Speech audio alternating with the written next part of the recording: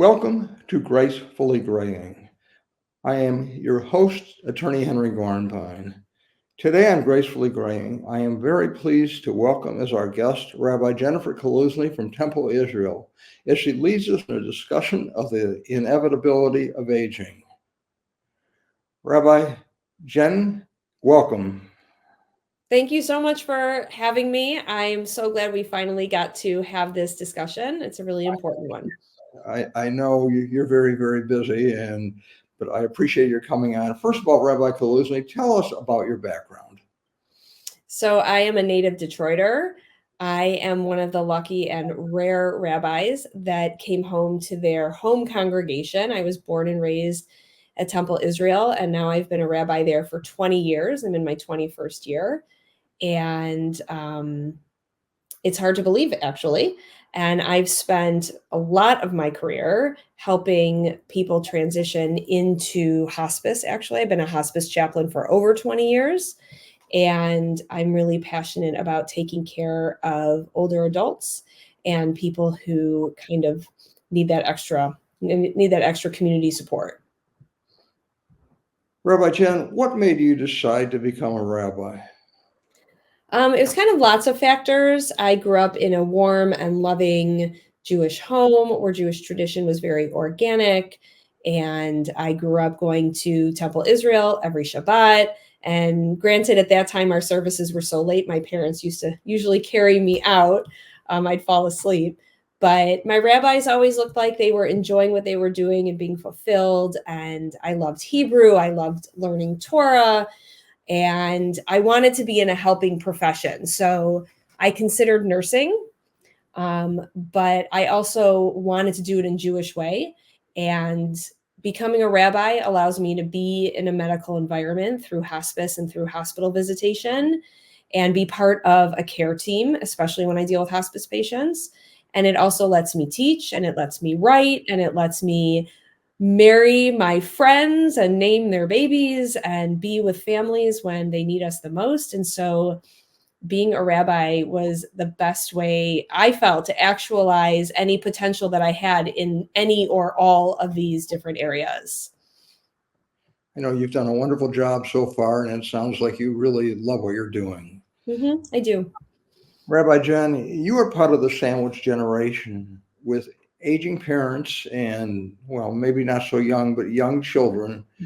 What are some tips that you can give to those of us who are in your circumstances?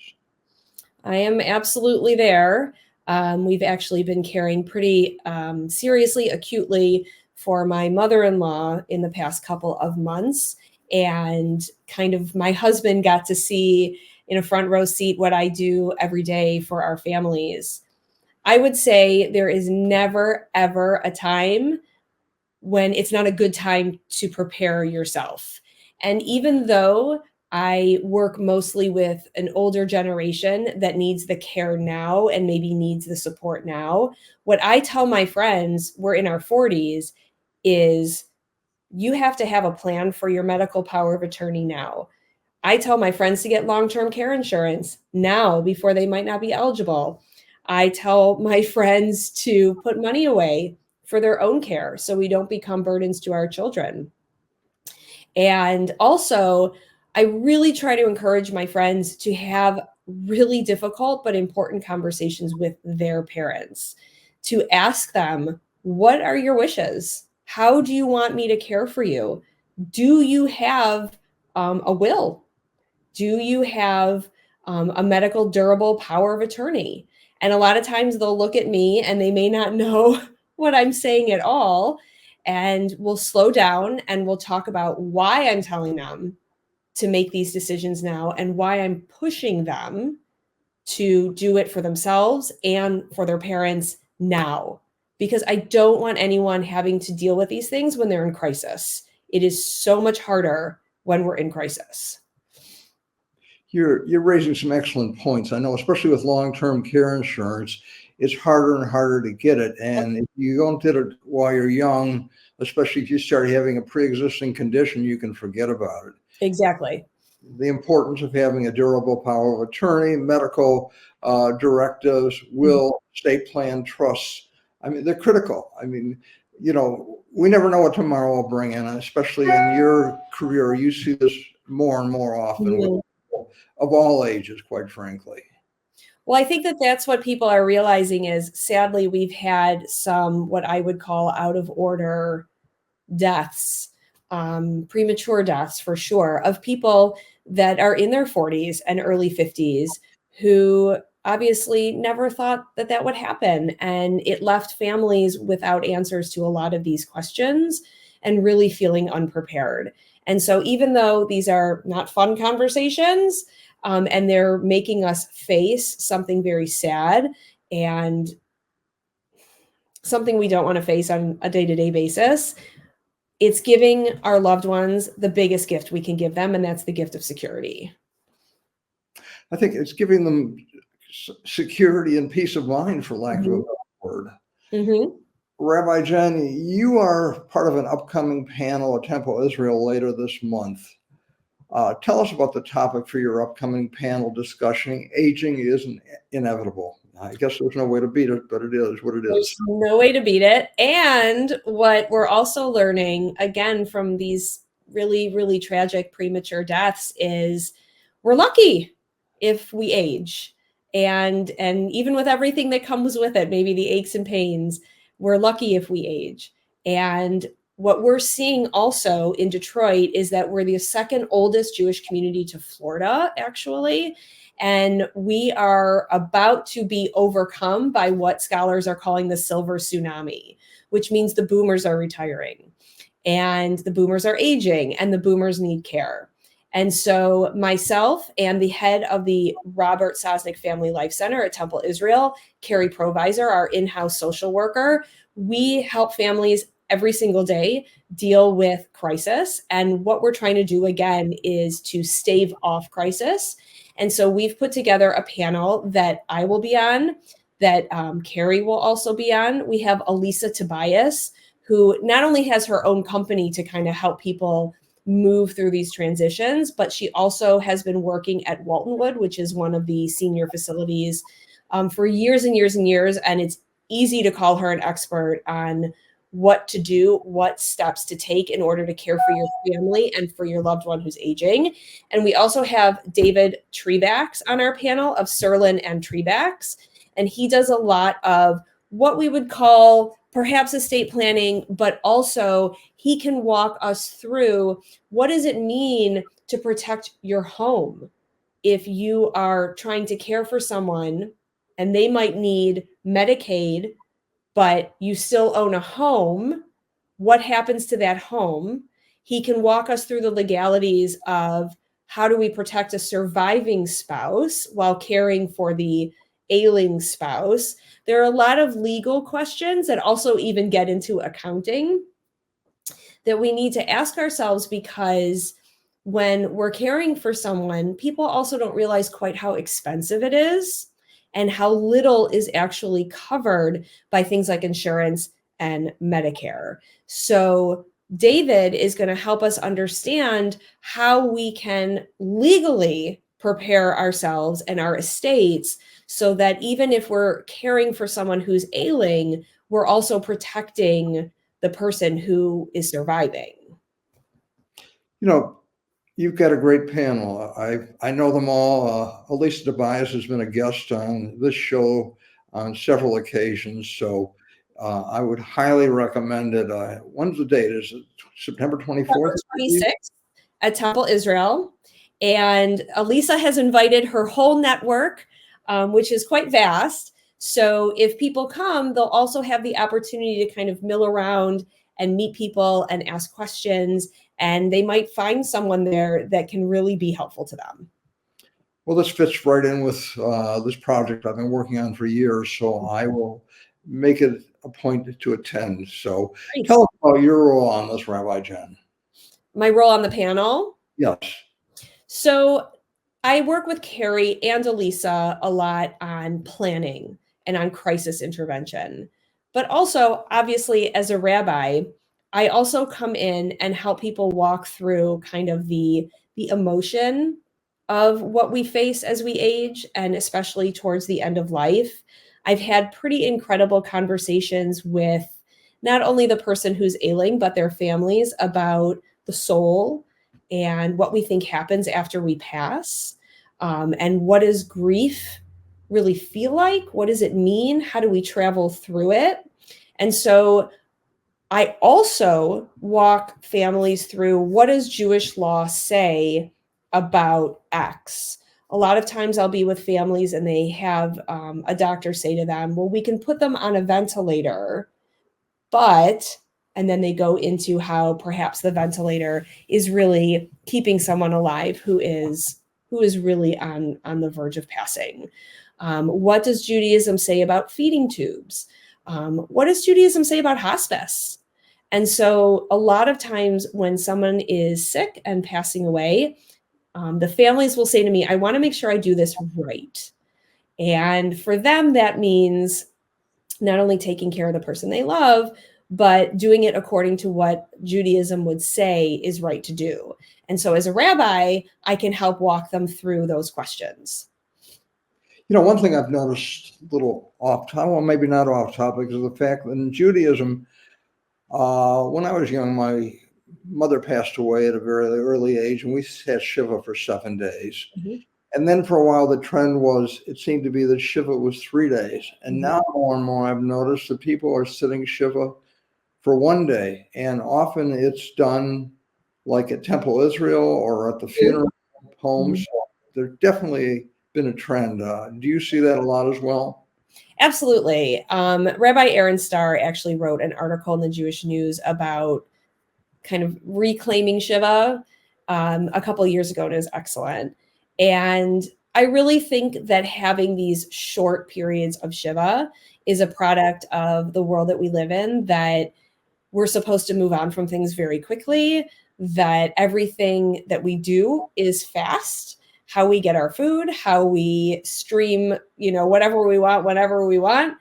And we're not used to slowing down. We're not used to stopping, and we're not used to doing what Shiva is supposed to do, which means doing nothing but concentrating on the person that you loved who died and allowing yourself to be comforted in your own home. And I think that just in this world, that's just absolutely antithetical to the way we live our lives every day. As for having Shiva at Temple Israel, we actually opened that up during COVID because we had so many tents. We knew people were still having Shiva in their homes, and it really, really concerned us because we were seeing the effects of COVID and sadly doing way too many funerals from people who were passing from COVID. And so people loved being outside. They felt safer. We felt better, and we felt like everyone was being safer. And that has continued. We have some people who no one lives in town anymore. And instead of doing a Shiva at a hotel, they feel so comforted coming to Temple Israel to have their Shiva there. We also have people who say, my house isn't big enough and I don't know what I'm going to do. I don't know where I'm going to go. And they enjoy being at Temple because they feel like, again, there's a little more space, and they're not like, I've been to Shivas where it is so warm in the house that there's actually condensation coming down the screen door. So sometimes people choose just to have a larger space. And we feel really proud that we're able to offer this to members for no cost.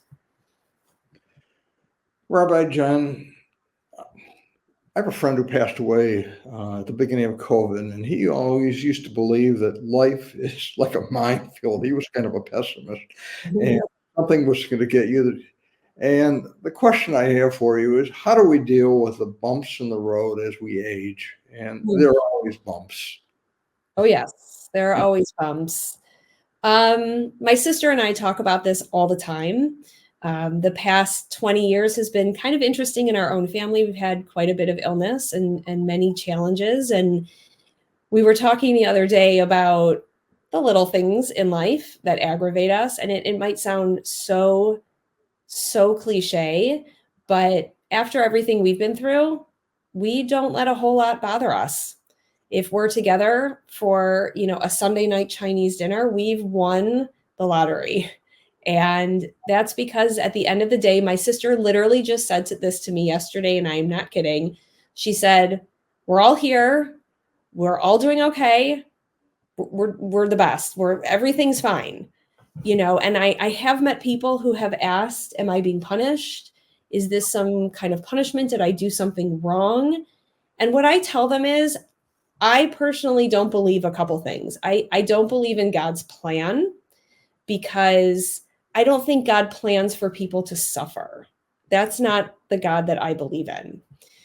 I also tell people that I don't believe that everything happens for a reason. I think that we can absolutely learn from suffering. I'm a big believer in Viktor Frankl's book, Man's Search for Meaning, when he talks about finding meaning in suffering. Because if we don't, it's just suffering for suffering's sake. But I think that some things just happen to us, and it's up to us to kind of find that meaning. And I always tell them that they can be mad at God, they can scream at God, and that God can take it. And I think it's important to not lose faith, because if you lose faith, then you just kind of, what do you have? What do you have? What is holding you in that moment of suffering? What is keeping you from falling further? Faith, and whatever you perceive to be as God, as the energy around us, as a higher power, whatever you want to call it, is the safety net. And it might feel like that safety net is really far away, right? We're just in free fall. But I believe if we let that go, then the safety net goes too. And so I'm willing to sit in it with people. I tell them they can yell at me too. There's a lot that we experience in life. Life is going to throw a lot at us.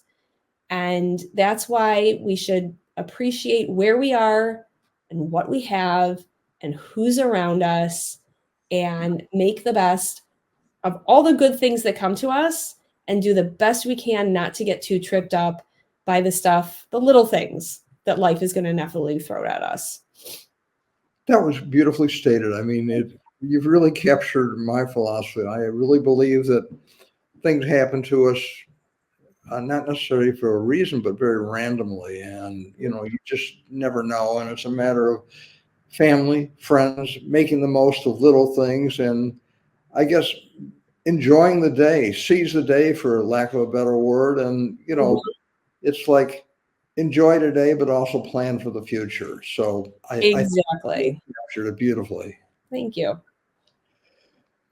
What advice, Rabbi Jen, would you give to an aging parent? My advice would be, if you have children, give your children the best gift you can give them, which is planning for yourself or asking for help to plan, and have the conversation. Don't make it weird. Don't make it difficult. Just do it. You only have to have it once, maybe a couple follow-ups, but otherwise it's truly a gift to have planned for yourself. I would also say to people, and I say it to people all the time, do what makes you happy. If you're not feeling well, if you're ill, if you have a terminal illness and you've been told to enjoy what you enjoy, please indulge. I've been with people who are 100 years old and not diabetics. That's a different story, but who have decided they're going to eat chocolate or ice cream for 3 meals a day. And I'm like, if you want to eat it for 5 meals a day, I will bring it to you. It's never a bad time to enjoy what you enjoy, to live to the fullest, to start a new project, even if you are in your 90s and you don't know if you'll see it, come to fruition. Again, it's the whole idea of today is today, and let's make of today the best that we can. And God willing, we'll have it tomorrow. But if not, we made the most of today. Well stated. My next question is, what advice would you give to someone who is a caregiver? And I know caregiving, it's hard on the person who's receiving the care, but it's also going to be very emotionally and physically draining being a caregiver. Absolutely. And I would say what I've been saying to my own father-in-law for the past 10 years is that it is imperative that they take care of themselves. I always ask caregivers if they're eating, sleeping, and bathing. I ask them if they're taking their own medications because I always say to them, you don't want to find yourself in the bed, either in the hospital or in a facility or even at home, next to the loved one that they're caring for. Because if the caregiver isn't of sound mind and body, they're going to be no good to the person that they're caring for. Also, I've had a lot of caregivers kind of come to realities that they're grieving already before a person is gone. And I think it's really, really important to acknowledge the grief that caregivers are feeling while the person is still alive. It's a very emotional and physical, even experience to care for someone that you love. I've also told people it's okay if you reach a point where you can no longer care for someone. Caring for a full grown adult is not the same as caring for a child or for an infant, even though maybe some of their needs are the same, and that it's okay if they have reached their own physical or emotional limit in caregiving. Because even though having someone in facility may not be their first choice, it does free them up to some extent to focus on the emotional and on the relationship and not have to care as much for the physical needs of the person. So it's a lot of conversations that will evolve as their loved one progresses in their illness or in their process. And I try to always make sure that I know how the caregiver is doing just as much as I know how the person they're caring for is doing. On a related topic, Rabbi Jen, what advice would you give to family members who are dealing with aging parents' health or cognitive issues? And I found often that there's a lot of denial, especially at the beginning if someone is becoming cognitively impaired and also with physical issues. So what is the advice that you give in this area? I'm big on telling people to find an objective third party in their life that their parent trusts to perhaps have the conversation with them. Someone who knows the person well enough to perhaps also perceive a cognitive decline. Because sometimes the last person a parent is going to listen to is their own child. They might feel offended by the comment, or a lot of times what I've seen is that the person actually knows they're experiencing a cognitive decline, and they're so either panicked by it or embarrassed or both that they just completely shut down the conversation altogether. So what I'll say to them is there a rabbi in your life that the three of you, the four of you can go talk to together? Or is there a friend, a lifelong friend that you can all sit together and the lifelong friend can say, I love you and I'm worried about you. And let's start to do the things we need to do now to either slow progression or to set you up for as much success as possible. Because sometimes someone needs to hear it from another person. And so I think that everything needs to be approached with love and sensitivity and the understanding that they might have to do this multiple times before they actually get the outcome that they need. But there's a lot of planning. There's even planning of moving people out of their homes if they have steps, if they can't care for themselves, if they might leave a toaster on. At a certain point, when it becomes a safety issue, that's also when an objective third party might have to come in and say, we're all worried about you, your kids, your friends. This is a safety issue, and we need to make some difficult decisions. You've raised some very important points. I'd like to go into one other area briefly, and that is you are very active with Jewish hospice. Tell us a little bit about your involvement with that. So I started with Jewish Hospice as a student in, 2001, 2002. I went to Rabbi Bunny Friedman. The organization was 1 year old at the time. And I was getting another unit of what's called clinical pastoral education. It's 400 hours of pastoral care work. And I said, will you be my mentor? And he said, sure, just don't slow me down. And I said, okay. And I kind of never left. And what's incredible about Jewish Hospice, and people from all over the country want to know what we're doing, is that it's not a medical hospice. You still need a medical hospice. We are a network of advocacy, of rabbis, of very deep relationships to hospices and palliative care programs, also enrichments. So if someone calls us and says, my mom needs hospice, and we can help get that ball rolling because we have relationships with medical hospices, and we can call and say, Rabbi Jen just called. She has a congregant who's in crisis. Can we get someone out there to do an evaluation? And we can do that. We also can send a hairstylist to someone's home for a haircut. We don't often think about things like that when someone is homebound. We can get someone pet therapy. We have Cantor Daniel Gross from Adat Shalom goes and sings to people. He takes a keyboard and he sings to people.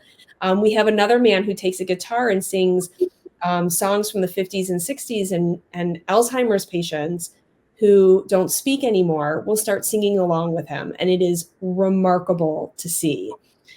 So basically, when you are part of Jewish Hospice and Chaplaincy Network, when you have someone who's on hospice or palliative care, it's basically like giant arms of support and advocacy and networking and services wrapped around not only the hospice patient or the palliative care patient, but the family also. Wonderful. We're down to less than a minute. What are some final thoughts that you would like to share with our viewers before we sign off? Well, first of all, thank you for having this conversation. Thank you for bringing all the awareness that you're bringing to what it looks like when you gracefully gray.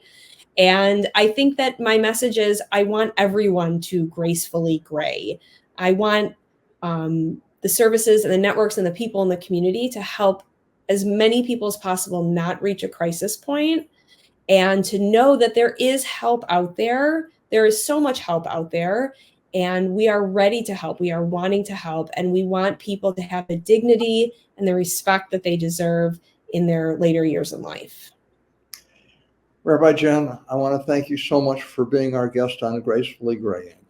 I want to thank our viewers and sponsors for making Gracefully Graying possible. So thank you, Rabbi Jennifer Kaluzny, for this conversation.